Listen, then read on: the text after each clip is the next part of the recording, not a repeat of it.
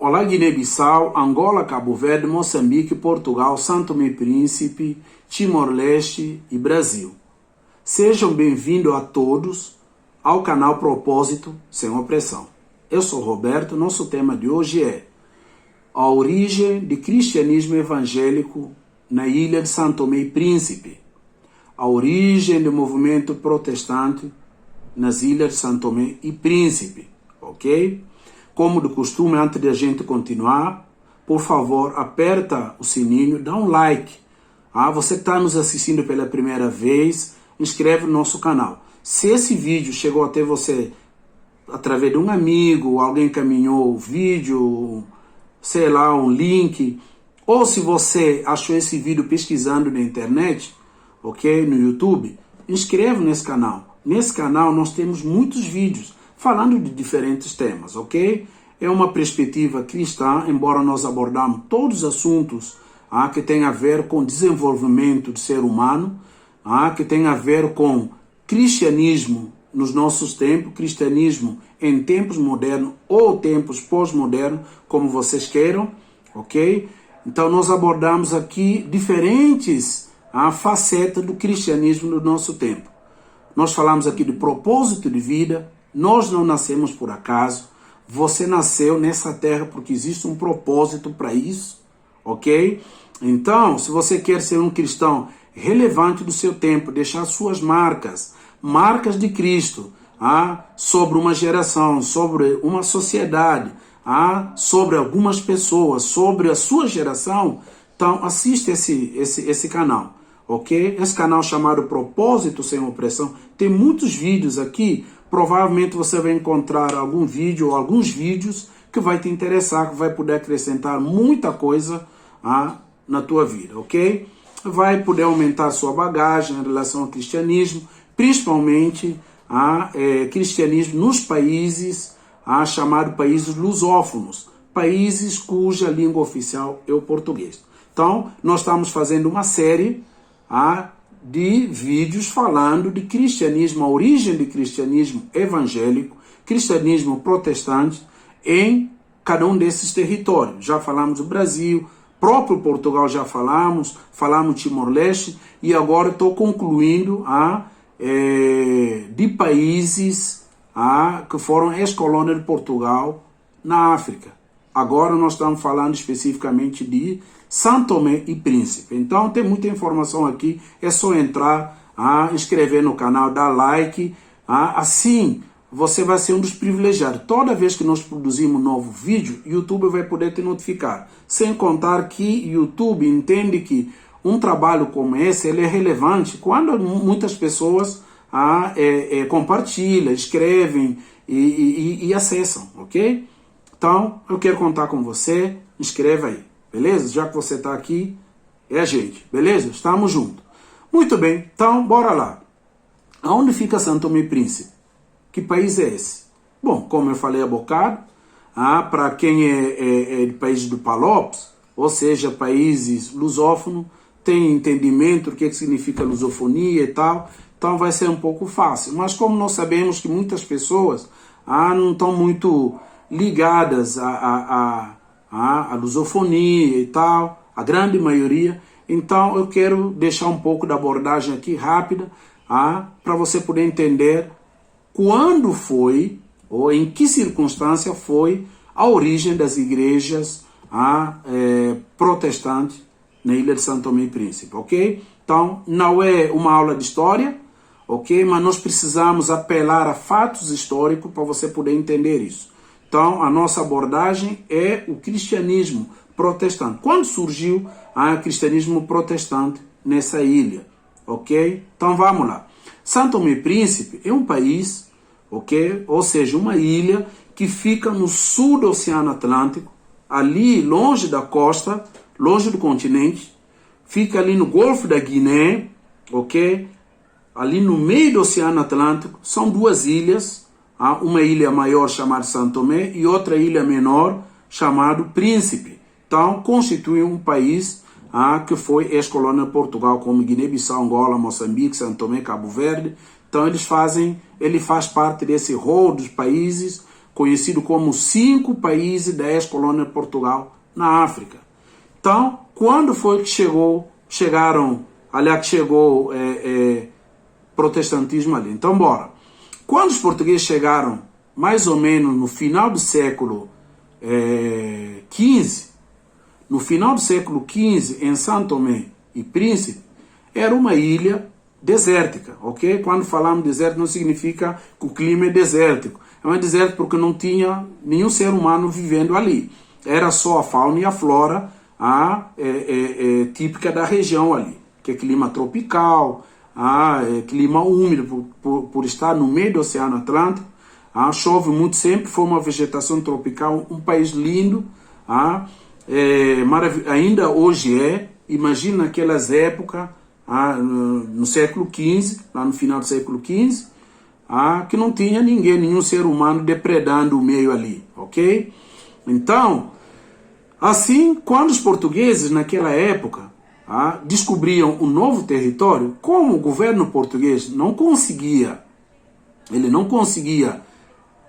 colonizar, não conseguia explorar, dominar e construir o território, o que ele fez?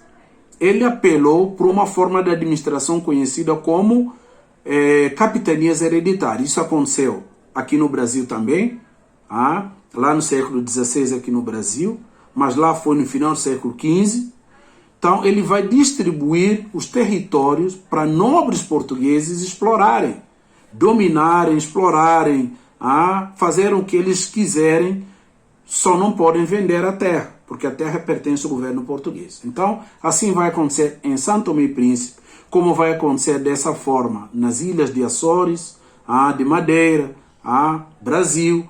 Então, assim também vai acontecer primeiramente em São Tomé.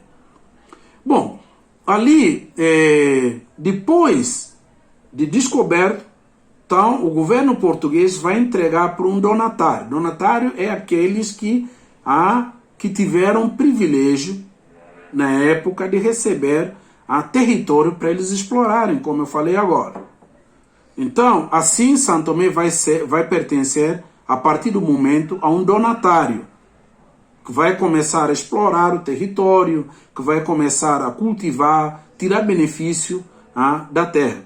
Normalmente, naquela época, quando um donatário recebia a terra de rei de Portugal, então ele explorava, dominava e fazia tudo o que bem entendia, só não podia vender. Parte da riqueza, parte do que foi encontrado ali, toda a riqueza que foi tirada ali, uma parte vai para a metrópole, que é, nesse caso, Portugal, em benefício do Estado português. Ok? Bom, assim, como ali não encontrava, não tinha mão de obra, não tinha povos, pessoas, era necessário ter mão de obra. Necessário ter gente que trabalhe ali para produzir, para explorar a terra. Assim, então, portugueses vão encaminhar para a região vários escravos, por exemplo, tirados de Cabo Verde, tirados de Guiné-Bissau e das outras colônias de Angola, diferentes lugares ali, para ir para São Tomé servir de mão de obra. Ok? E não só, também vai sair gente de Portugal para São Tomé e Príncipe. Mas quem é que vai de Portugal para lá? Tem que ser pessoas desterradas, pessoas deportadas, consideradas pessoas não gratas, por exemplo, pelo governo português, criminosos, pessoas pessoas não queridas, exatamente em Portugal, para São Tomé e Príncipe. Afinal das contas, se tratava de um território extremamente isolado, okay? No meio do Oceano Atlântico, no extremo sul do Oceano Atlântico, longe do continente. Então, ali um lugar para mandar prisioneiros, para mandar pessoas que eram consideradas pessoas não gratas para a sociedade portuguesa na época, ok? Então, assim vai acontecer em 1492, um fato extremamente doloroso, um fato muito forte, em que crianças a partir de 2 a 10 anos, 2.000 crianças judeus vão ser deportados para a ilha de São Tomé. 2.000 crianças judeus vão ser deportados para a ilha de São Tomé e Príncipe. Por quê? Porque eram filhos de judeus considerados novos cristãos, ou seja, judeus sefarditas, que foram expulsos da Espanha e foram para Portugal. Como aconteceu isso? Na Espanha, tempos antes, os judeus foram perseguidos da Espanha, foram expulsos. Começou a Inquisição na Espanha. Se o judeu não fugir da Espanha, seria enforcado na praça pública ou era queimado. Por quê? Qual é o fato? Qual é o motivo disso acontecer? Bom, judeus, como vocês sabem, eles foram perseguidos na Europa inteira, com a acusação de mais absurda possível. Eles foram acusados de matarem Cristo, foram acusados de conspirarem contra estados europeus, foram acusados de conspirarem contra a sociedade católica, foram acusados de levarem peste negra para a Europa, foram acusados de tudo que era a acusação possível na época, ok? Então, assim os judeus foram expulsos da Espanha, muitos se espalharam por diferentes lugares do continente europeu e um grande número fugiu e se refugiou em Portugal. Chegando em Portugal, ali eles começaram a desenvolver o trabalho deles, aquilo que eles tinham de maior habilidade, por exemplo, o comércio. Começaram a desenvolver comércio em Portugal, serviços ali bancários, e enfim, diferentes áreas que os judeus têm habilidade. Então, passado um bom tempo ali, se instalando, formando famílias, começaram a viver em Portugal. Quem que vai assumir o governo? Vai assumir o governo o Dom Manuel I, ok? Como vocês sabem, o Estado de Portugal sempre tinha aliança com a Espanha.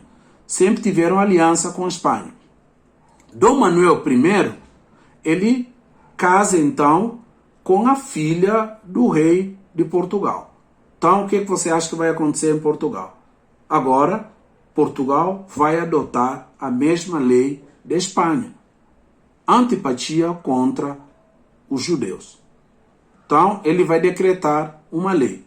Os judeus se convertem para cristianismo, para catolicismo, ou eles passariam pela Inquisição, ou então, sei lá, eram enforcados, enfim, eram expulsos, assim, coisa pesada, ok?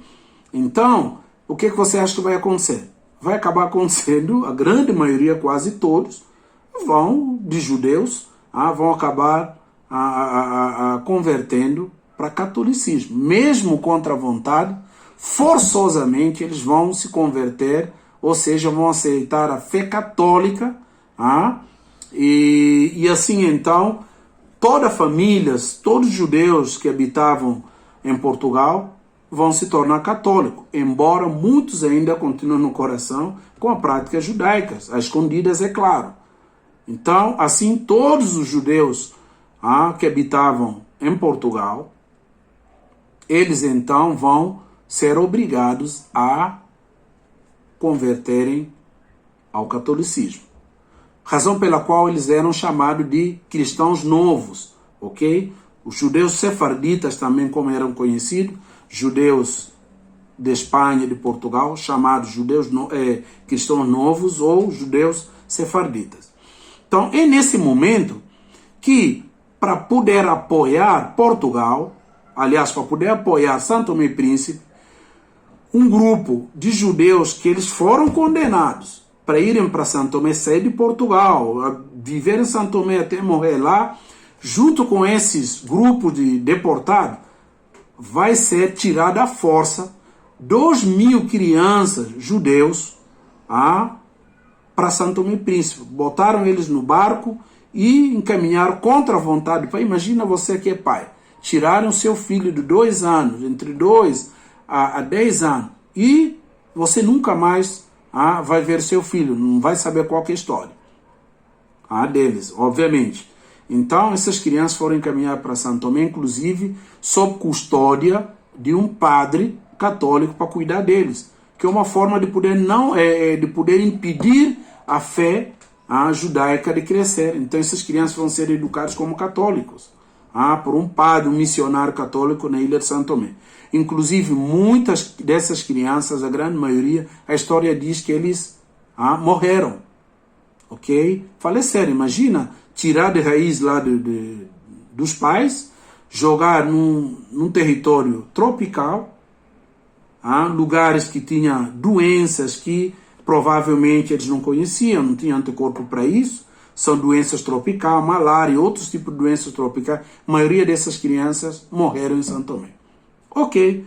Posto isso, esses grupos que vão chegar de deportar crianças e outros povos ali, africanos, vão ser também escravos, obviamente, vão ser encaminhados para São Tomé e Príncipe para servirem como mão de obra nas roças, onde era desenvolvida a agricultura, para enriquecer São Tomé, e parte desses bens que eram produzidos também era encaminhado para Portugal como imposto à metrópole, ok? Então, assim, em 1875, um grupo de recém-libertos da Serra Leoa vão ser encaminhados, obviamente porque acabaram de ser libertos como escravos, porque Serra Leoa antigamente era um território que pertencia aos Estados Unidos, onde eles encaminhavam criminosos e doentes de lepra, ali na costa do Golfo de Guiné, um território pequenininho, pertencia aos Estados Unidos. Obviamente esses grupos foram evangelizados pelos missionários americanos.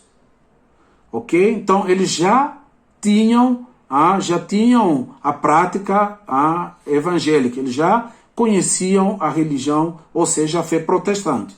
Então, com essa fé protestante, esse grupo de escravos recém-libertos, obviamente não tinham o que fazer, em Serra Leoa não tem terras, não tem nada, então eles foram encaminhados para São Tomé para servirem como mão de obra, nas roças ali, e chegando em São Tomé, já eram pessoas alfabetizadas, já eram pessoas que tinham a fé no cristianismo evangélico, no cristianismo protestante já consolidado, e então eles vão começar a praticar a sua fé em São Tomé e Príncipe. Eles chegaram em São Tomé e Príncipe, presta atenção nessa data, em 1875, no século XIX, já para o final do século XIX, vão chegar em São Tomé, já instruídos, já eram alfabetizados, e chegaram ali com a fé consolidada. Então eles vão começar a praticar a fé protestante nas ilhas de São Tomé e Príncipe, ok?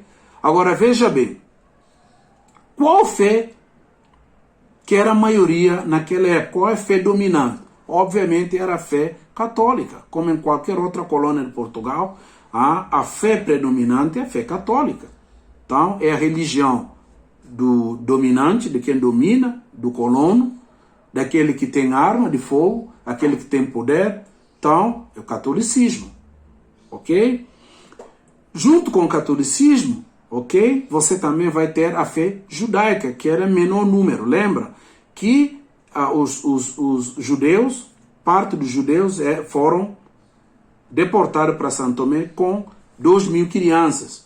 Acabaram sobrevivendo algumas crianças ali. Então, as pessoas praticavam o judaísmo em São Tomé e Príncipe, desse grupo que foram. Agora você tem os evangélicos, ou seja, os protestantes que chegaram vindo de Serra Leoa. Ok? Então, ali você vai ter catolicismo, você vai ter judaísmo e você vai ter a fé protestante. Obviamente, o judaísmo e a fé protestante, ok, é a minoria. A religião, ou seja, oficial, entre aspas, é a fé católica, o catolicismo. Ok?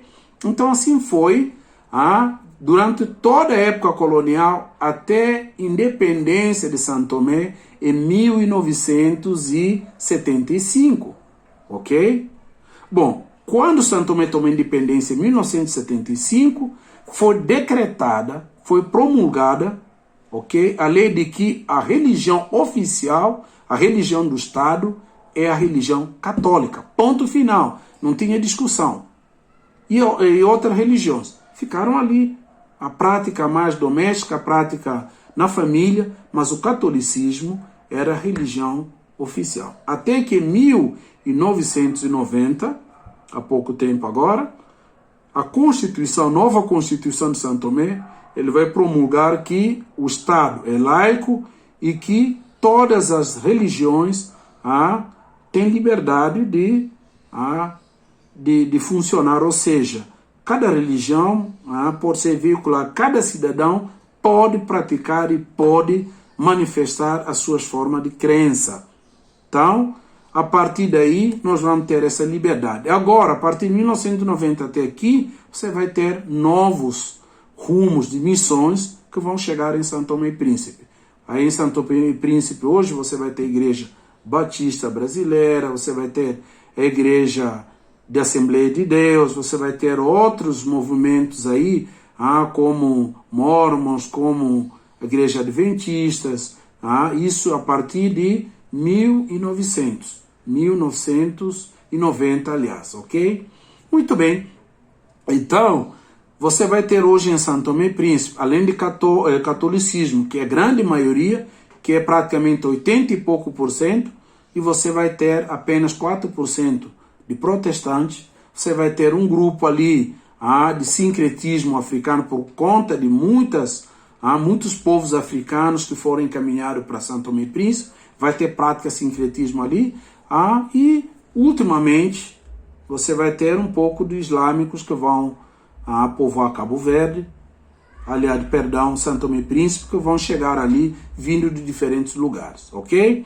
Então, de uma forma, tentamos resumir, são muitas informações, nós temos muita informação, é muito difícil às vezes você fazer esse vídeo em 10 minutos, 12, 15, porque acabou passando e chegando em 22 minutos.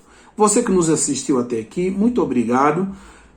Protestantismo chegou em São Tomé e Príncipe em 1875, levado pelos recém-libertos como escravo de Serra Leoa, que foram ali trabalhar na roça, levaram então a fé protestante, acabou se juntando com catolicismo que já era estabelecido desde a ocupação portuguesa, e judaísmo, que foram povos que foram tirados de Portugal à força e levados para lá, ok? E então você vai ter protestantismo que vai chegar depois, ok? Você que nos assistiu até aqui, muito obrigado. Aperta o sininho, inscreve no nosso canal e estamos juntos. Muito obrigado. Até mais.